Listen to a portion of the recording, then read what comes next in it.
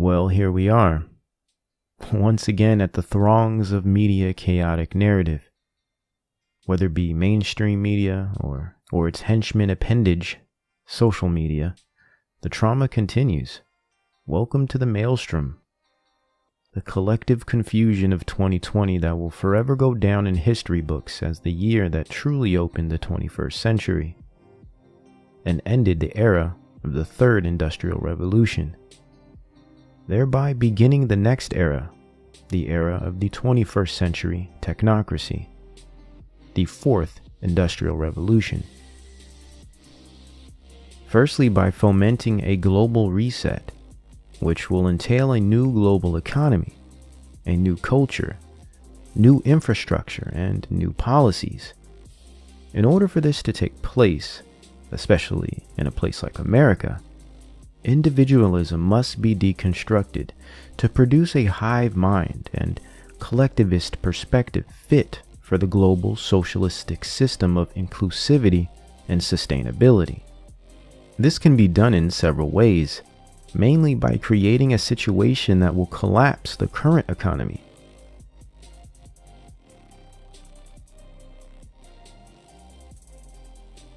One way to do this is to get the public to support the idea of dismantling capitalism, just in time for them to usher in their global socialistic state of techno-fascism.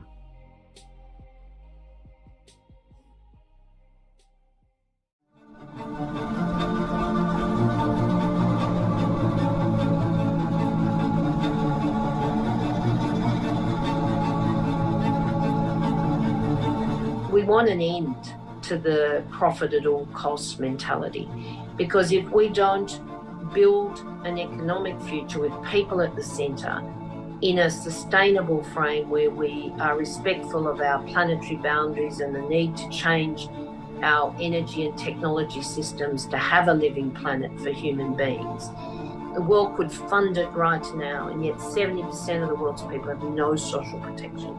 That's respectful of public services and not simply trying to make profit of them. I believe it is very important for countries to recognize that, there are some essential services that need to be provided in terms of healthcare, in terms of education, in terms of good governance, in terms of social safety, that cannot be compromised on. This is a virus that doesn't respect borders. It crosses borders, and as long as it is in full strength in any part of the world, it's affecting everybody else.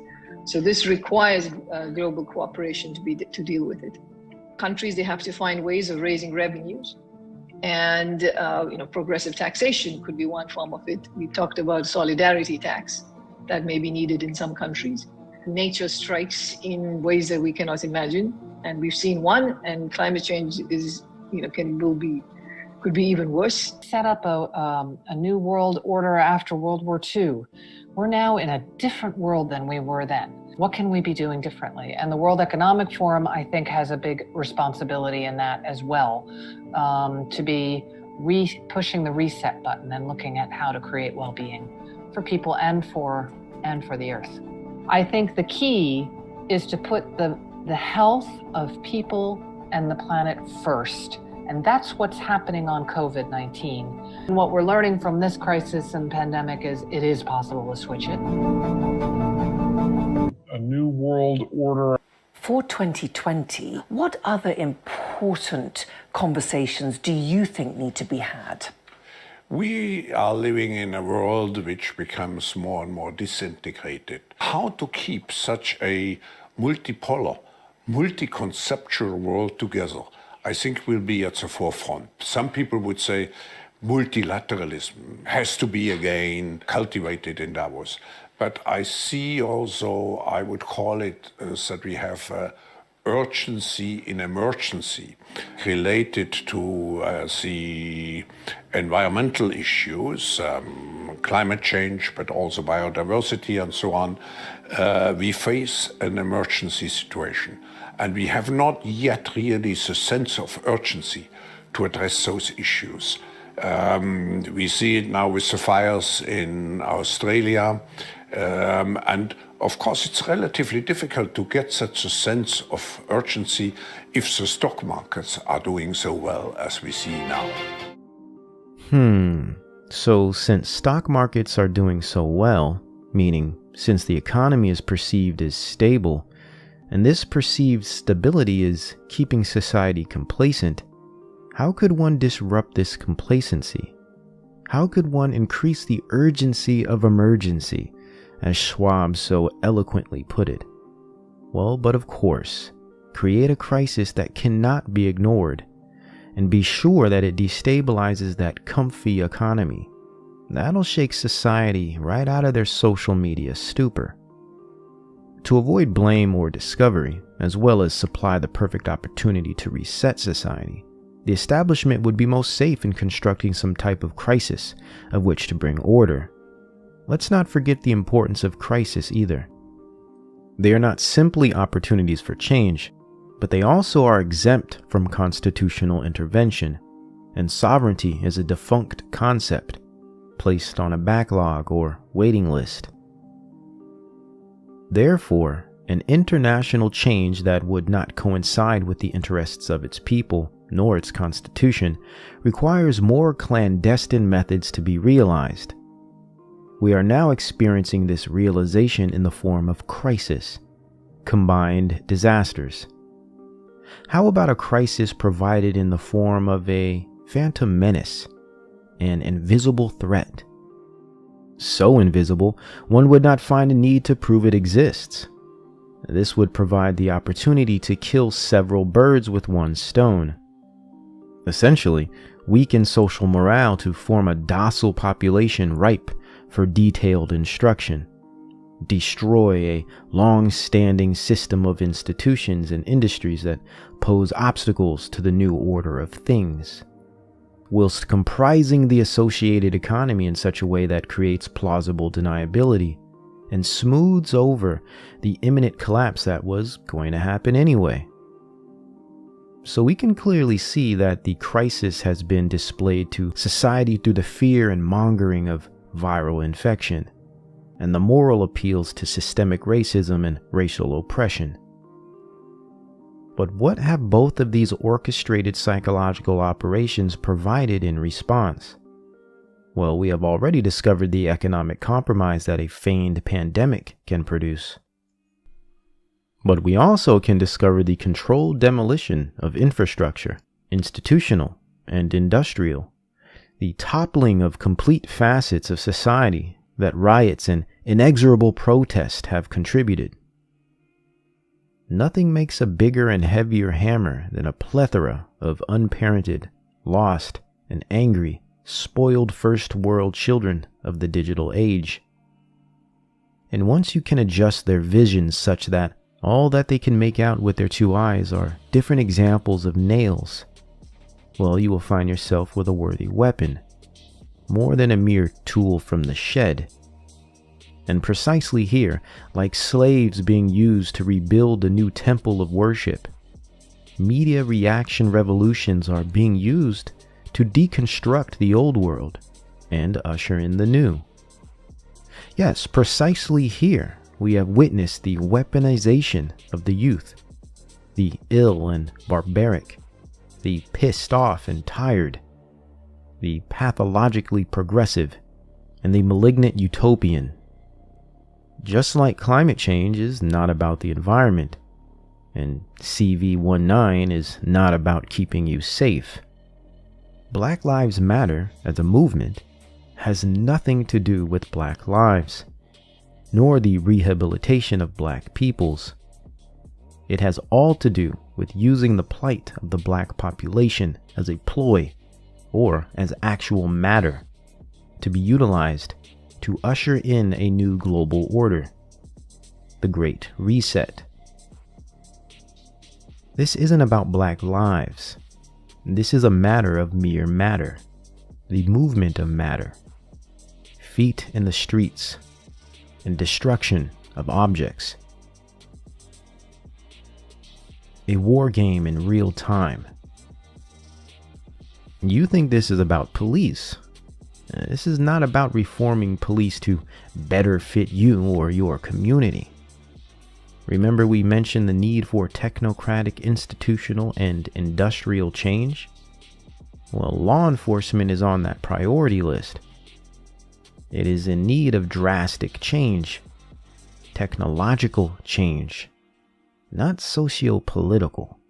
That's just the ruse to get you to wave those silly defund the police signs all day. Law enforcement needs to change for the new digital grid system, not for your civil rights needs. And it needs an excuse to be removed for the overhaul. And police brutality is the red herring. George Floyd and every other murder we are being inundated with weekly are the triggers.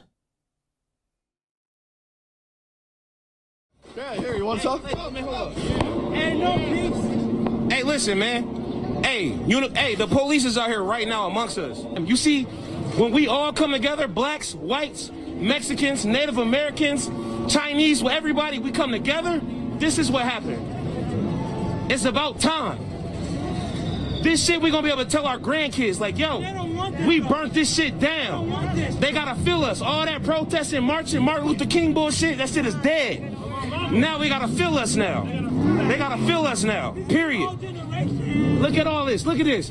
Once in a lifetime shit, man. We burnt down a police station. We ran the police off. The police was up here, we ran them off. It's about time, man. Everybody stand up, man. We here, man. Minneapolis 2020. This shit is in history. We gonna make history books with this shit, man. Period. And don't fight each other. This is us versus them. Hands down. Period. Blacks and whites alike have been beaten and murdered for years due to crooked aspects of law enforcement. Why do you think they are all of a sudden considering change now? Because you burnt down a few buildings? Because you screamed loud enough this time? Those who know nothing of history are doomed to repeat it. And this generation is arguably far more anachronistic than any other. They have all the technology in the world but would bust a blood vessel in attempts to tell you something true about it. Since inbuilt fact-checking algorithms have replaced authentic and genuine inquiry facilitated by actually reading personally researched sources, this generation has fallen behind mentally. They seek quick answers and cliff note understanding instead of conceptual depth. They seek pleasure instead of wisdom. We could also argue this is because their forefathers have failed them, which is true in part, but I maintain every generation is accountable for their acts, whether their conditions be favorable or desolate. Purpose is bigger than blame. Actively seek your destination, lest you be taken for a ride. And when you end up in parts unknown, unwarranted, do not ask how you got there, and do not complain about the methods by which you arrived. Racism as a state-funded proxy revolution has accomplished its initial ends. Society is mobile, furious, and rendered to the dregs of emotional states. Completely irrational and histrionic, practically exposing its belly. Society has been traumatically beaten into submission. The operation is working flawlessly. It has gone global and just as planned. Yet the world misconstrues this technocratic revolution with actual black liberation. We fail when we fall under the impression that the state and its plans has any genuine concern with the betterment of black people, or any people for that matter. It's naive and foolish to believe so. Just as foolish as all of those who rush to the streets seeking change by the hands of a state that sees you as a gnat in the eye of global progress. What's global progress? Well, it surely is not about equality or human progress, nor liberation for black peoples of African descent. It's about technologic progress at the expense of human existence. But these people in the streets think they are fighting and succeeding in a revolution. Particularly, this BLM movement is being used to remove the individualist nation-state consciousness of America. While it succeeds in conflating capitalism, intellectualism, Christianity, and nationalism with white supremacy, racism becomes the new weapon of choice for coercing a total global reset. Real historical racial issues that need real attention are co-opted and become casualties of psychological war. So let's return to law enforcement and take a look at what defunding the police have to do with all of this. And again, it has nothing to do with black people and the deserved social redemption of generations past to present, but all to do with creating a crisis on the backs of black people that will provide the compromise needed to remove the police force altogether and implement the global law enforcement digital apparatus. This is why you will continue to see strategically reported examples of police brutality and misconduct day by day, until enough fervor has been created to produce the reaction anticipated by those behind the strings. It is not that these problems have not always existed, but they are being magnified at this specific moment for specific reactions in order to supply specific solutions. Problem, reaction, solution.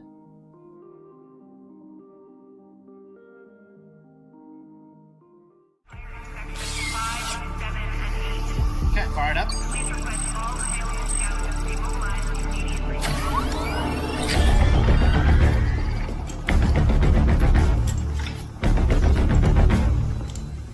Destination or task. Helipad. Yep. Hey, 22. Just watch yourself this time, man. Affirmative. One that represents the end of crime. The end of corruption. Go! Up against the wall! On the ground, all targets neutralized. And the start of the rebirth of our city. Welcome to the world's first robotic police force.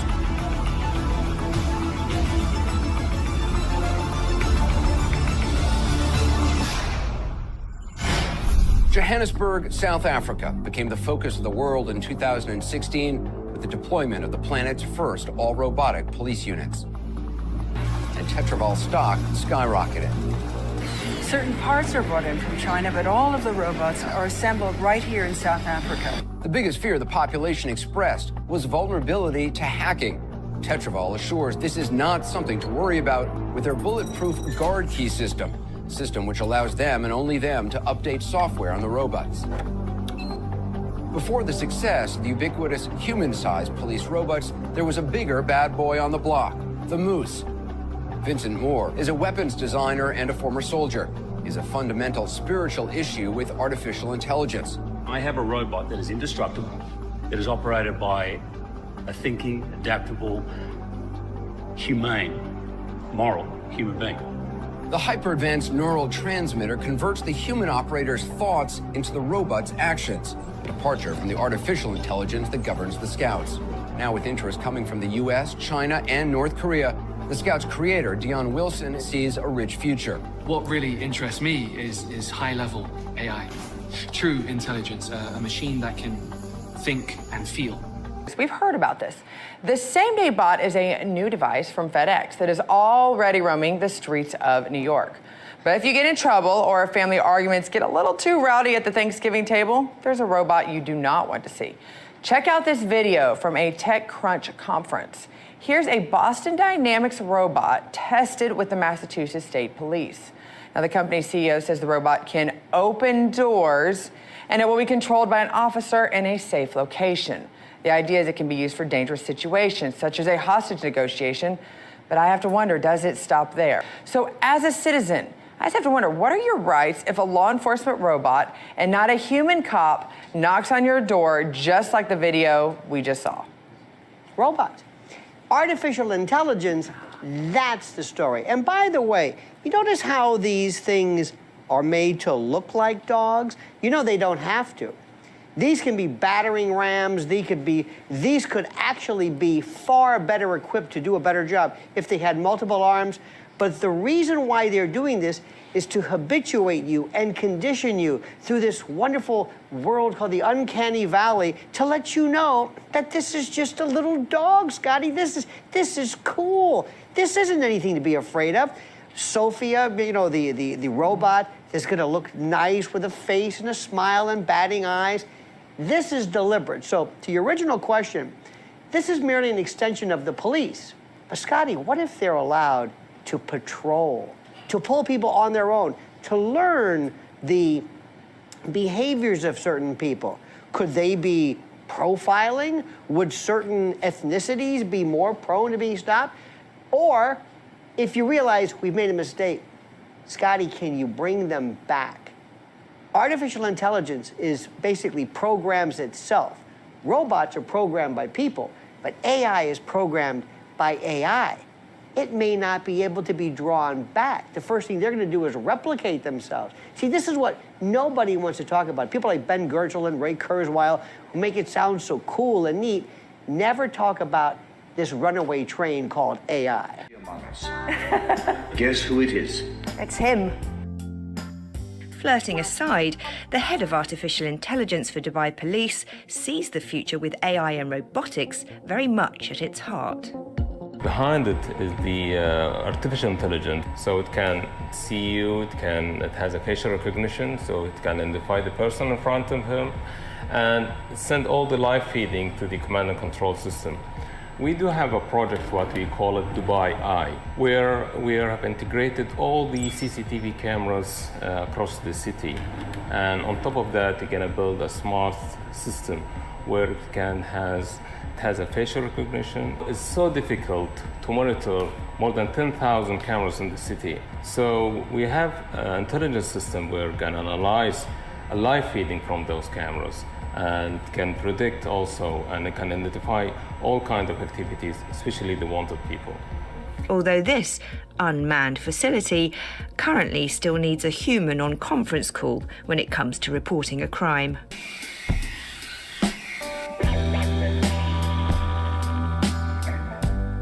We've recently seen Chicago PD's crime-predicting algorithms, and now Dubai's police are turning their focus to preventing crimes before they even happen. This application analyzes past crime and try to predict where and when the next crime in that zone could happen in the future. Another one of the smart services offered to citizens in Dubai is the ability to register if you have a history of cardiovascular problems. You can see on the map there, represented by hearts. Now, this means that when an ambulance is called, it will instantly know that it could be attending a heart attack victim. And they said that this has allowed them to reduce the number of fatalities by more than 50%. That's an impressive statistic, but is this widespread surveillance reminding anyone else of a certain sci-fi film? People are going to equate this to Minority Report. What kind of protocols do you have in place to make sure that the data is used in ethical ways in future? We don't predict who will commit the crime. We predict where it could happen and when it could happen, so we can prevent it and reduce the rate for the crimes.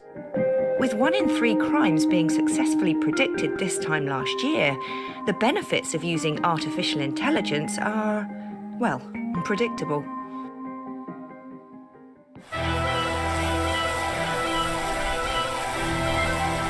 What's more surprising is that the drone team here in Dubai would like to see it taken even further. They believe they can use drones to spot a potential criminal by analysing a person's vital signs. The drone operator at the command and control can select a target and the camera will automatically lock on that target. Using some different sensors, we can identify blood pressure,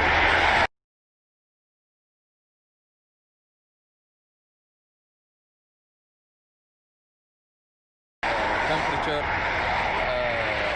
The weather itself can all play a role in the person committing a crime. You can predict if the person is willing to commit a crime or a terrorist attack or something. Like so many of Dubai's big plans, all this stuff seems to have one foot in ambitious reality and the other in well-intentioned fantasy. It's a place worth keeping an eye on, though, and you can be very sure they'll be keeping an eye on us. Robots will soon replace human police, with the first real-life RoboCop to be launched this summer. The first robot officer will go on patrol in Dubai by May this year, officials have confirmed. Members of the public will be able to report crimes to the robot using a touch screen on his chest. The robot can salute and shake hands. It will be multilingual, with members of the public able to pay traffic fines through the machine and submit paperwork. There are plans for the machines to make up 25% of the force by 2030. Brigadier Abdullah bin Sultan, director of the Future Shaping Center of Dubai Police, said, "We are looking to have more robots in the future to handle policing. By 2030, we are keen to make robots around 25% of the total police force. We plan for a security system for the future of the city to tackle future crimes. By 2025, Dubai will be one of the best 5 cities in the world on security level." Brigadier Khaled Nasser Al-Razuki, General Director of the Smart Services Department at Dubai Police, told Gulf News, "We are looking to make everything smart in Dubai Police. By 2030, we will have the first smart police station, which won't require human employees. We are aiming to implement many smart police mechanisms, including the smart police station and robots, and adopt artificial intelligence." Dubai Police first unveiled the RoboCop prototype at the Gulf Information Technology Exhibition last year. One of the robots featured cameras able to detect humans and objects, with anything suspicious reported to real-life officers. It was also fitted with a smoke detector to report fires and returned automatically to its charging station with a battery life of 8 hours.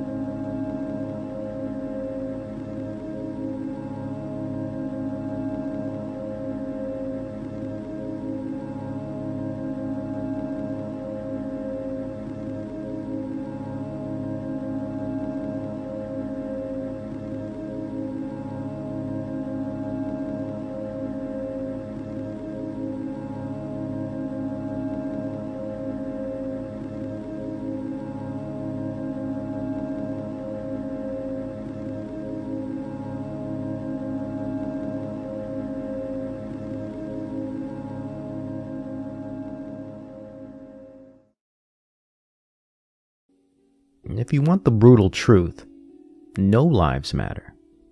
You are all but simple objects, not people. You will be allowed little outside of technological trinkets to keep you busy. Power, equality, or humane consideration is out of the question. It is but a figment of your imagination. This power to the people, equality, and all the utopian nonsense Rousseau, Marx, More, Wilde, and the rest have sung into your delicate ears. In this new world, you, black, white, yellow, brown, are but a specialized tool in the form of a human being. A shiny hammer to assist in building this brave new world. A new world where black people will not see rehabilitation nor liberation, but deeper enslavement, along with the rest of the multitude. The technocracy is not about race or equality. It is about faith in its methods. It is about servitude and obedience. You are merely a means to an end to which you do not know, nor its authors. And your pride, pain, and hopes are being used as ammunition against you and against society as a whole. You play but a role, a 15-second line of fame. As you post to Instagram your simulated making of history, your live-action role-play revolution, you slowly slip into a deeper state of sleep. The virtual abyss becomes your sunken place. No longer a safe space. If you want solutions, yet you are still attempting to locate them in this life, you will remain in search for things of which you will never find. See, the fallen nature of mankind is beyond the surface matters of race. All man, black and white, will hold you in contempt. Your every king will fail you. In this world, your tears will forever flow. And on this earth, your cries will never be answered. Precisely because the answers are simply not found here. And until you come to this truth, you will remain in bondage. Without the experience of bondage, how can one know what it is to seek freedom? If earth were blissfully free, equal, and no pain existed, man could not know the extent of his gifts, nor would he wish to seek anything outside of himself. Choose whom you will serve this day.